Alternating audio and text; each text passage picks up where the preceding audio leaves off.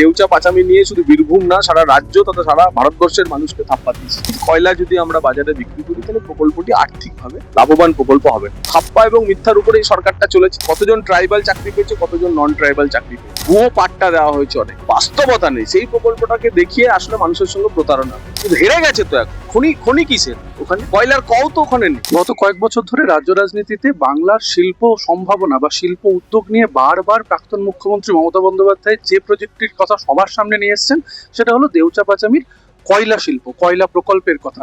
কিন্তু রাজ্যে পালা বদলের পর বা ভোটের সময়ও বিজেপির তরফে বারবার বলা হয়েছিল যে দেউচা পাচামি নিয়ে প্রাক্তন মুখ্যমন্ত্রী মমতা বন্দ্যোপাধ্যায় যা বলছিলেন সেগুলো ধোপে টিকছে না, সেগুলো সত্যি কথা নয়। স্বপ্নের যে ফেরি করছেন সেই স্বপ্ন সত্যি নয়। আজকে সরকার বদল হয়েছে, সরকারে বিজেপি এসেছে এবং বিজেপির রাজ্যের অন্যতম বড় মুখ রাজ্য সহসভাপতি তথা সিউড়ির বিধায়ক জগন্নাথ চট্টোপাধ্যায় আজকে আমাদের সঙ্গে রয়েছেন। তার কাছ থেকে একবার জেনে নেব যে স্বপ্ন ফেরি করেছিলেন প্রাক্তন মুখ্যমন্ত্রী সেটা আদপে কতটা সত্যি ছিল, সেটার মধ্যে আদপে কতটা সত্যতা ছিল যা যা কথা তিনি বলেছেন।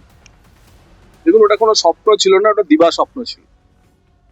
মুখ্যমন্ত্রী এবং রাজ্য সরকার দেউচা পাচামি নিয়ে শুধু বীরভূম না, সারা রাজ্য তথা সারা ভারতবর্ষের মানুষকে ধাপ্পা দিয়েছে। এবং এই ধাপ্পা বা প্রতারণা এখন স্পষ্ট হচ্ছে।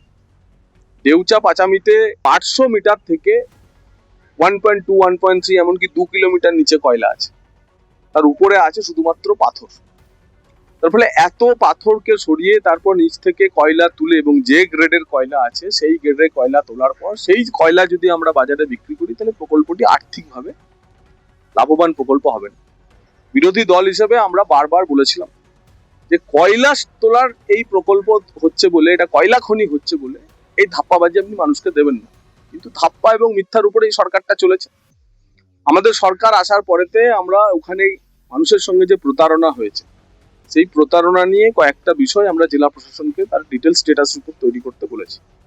এক, যাদের চাকরি দেওয়া হয়েছে সেই চাকরিদের মধ্যে ট্রাইবাল এবং নন ট্রাইবালদের ক্যাটাগরাইজেশন বা শ্রেণী বিভাগ করতে বলা হয়েছে। কতজন ট্রাইবাল চাকরি পেয়েছে, কতজন নন ট্রাইবাল চাকরি পেয়েছে, কারণ জমি যাচ্ছে ট্রাইবাল এলাকায় চাকরি হচ্ছে। দ্বিতীয়, অ্যাবসেন্টি ল্যান্ডলর্ড, অর্থাৎ ওখানে থাকেন না, অন্য জায়গায় থাকেন, ওখানে জমি কিনেছেন, সে অ্যাবসেন্টি ল্যান্ডলর্ড এবং তাদের মাধ্যমে যে চাকরি হয়েছে তার তালিকা করতে বলা হয়েছে। তৃতীয়, ভুয়ো পাট্টা দেওয়া হয়েছে অনেক, অর্থাৎ অন্য জায়গার মানুষ, কলকাতার মানুষ, বর্ধমানের মানুষ, হুগলির মানুষ, দুর্গাপুরের মানুষ, তাদেরকে পাট্টা দিয়ে দেওয়া হয়েছে। তো এই পাট্টার মাধ্যমে যারা চাকরি পেয়েছেন সেই তাদের পাট্টা প্রাপকদের মধ্যে কতজন স্থানীয় বাসিন্দা, প্রকল্প এলাকার গ্রামের বাসিন্দা, কতজন তার বাইরের এলাকার বাসিন্দা, তার তালিকা করতে বলা হয়েছে। এবং এই তালিকাগুলি এলে পরে এবং মিউটেশন কনভার্সন এই প্রকল্প 3টি বিজিবিএস এর মধ্যে ঘোষণা করেছিলেন এই মুখ্যমন্ত্রী। বারবার এইটাকে দেখিয়ে তিনি নাকি বলেছেন পৃথিবীর নাকি দ্বিতীয় বৃহত্তম তিনি কয়লা উত্তোলনের কারবার করবেন। কয়লা উত্তোলন হলে বীরভূমের মানুষের কোনো অসুবিধা নেই, কিন্তু যে প্রকল্পটার বাস্তবতা নেই সেই প্রকল্পটাকে দেখিয়ে আসলে মানুষের সঙ্গে প্রতারণা হয়েছে।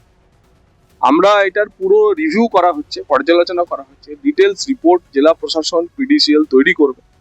তো মাননীয় মুখ্যমন্ত্রী এই প্রজেক্টটা নিয়ে কি করা যায়, এটাকে শুধু ওভারবার্ডেন ক্লিয়ারেন্সের জন্যই আপাতত রাখা হবে নাকি অন্য কোনো কিছু করা হবে, সেটা নিয়ে মাননীয় মুখ্যমন্ত্রী এবং আমাদের যে রাজ্যের এ সংক্রান্ত যে নির্দিষ্ট নীতি নির্ধারক সংস্থা মন্ত্রিসভা আছে তারা সিদ্ধান্ত। আচ্ছা, এই খনি এলাকার জমি দেওয়ার জন্য তো প্রায় 2000 জনের এখনো পর্যন্ত। খনিটা কিসের?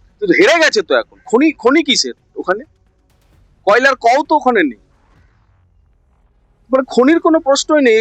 ভাষাগুলোই বদলাতে শুরু করুন। ওখানে একটি পরিবার তাদের ঘনিষ্ঠ কিছু সংস্থাকে পাথর তোলার কারবারে লাগাতে চেয়েছে। আসলে লন্ডনে যাবে, দেখাচ্ছে টোকিও, বলছিল টোকিওর কথা। লুকিং লন্ডন টকিং টোকিও কথা আছে না, সেই নীতি নেওয়া হয়েছে। কয়লা দেখিয়ে পাথর তোলার কারবারে একটা পরিবারের হাতে ইজারা দেওয়া হচ্ছে। সেই জমিদারি শেষ হয়েছে, জায়গির শেষ হয়েছে। এবং এই কারবারের সঙ্গে যে সমস্ত প্রাইভেট এন্টিটি গভর্নমেন্ট অফিসিয়াল যুক্ত ছিল তারা সবাই এবার জেলে যাবে। যাদেরকে চাকরি দেওয়া হয়েছে, একটা বড় সংখ্যার তো চাকরি এখানে জমিদাতা হিসাবে দেওয়া হয়েছে, সেইটা যারা চাকরি পেয়েছে গভর্নমেন্ট সেগুলো রিভিউ করবে।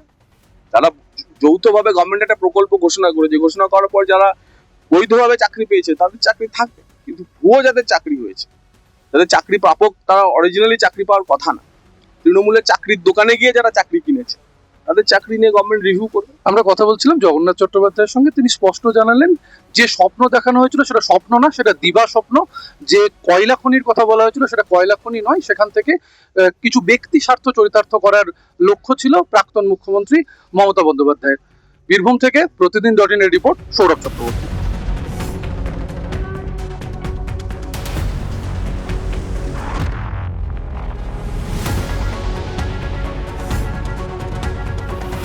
ফলো করুন সংবাদ প্রতিদিন ডিজিটাল।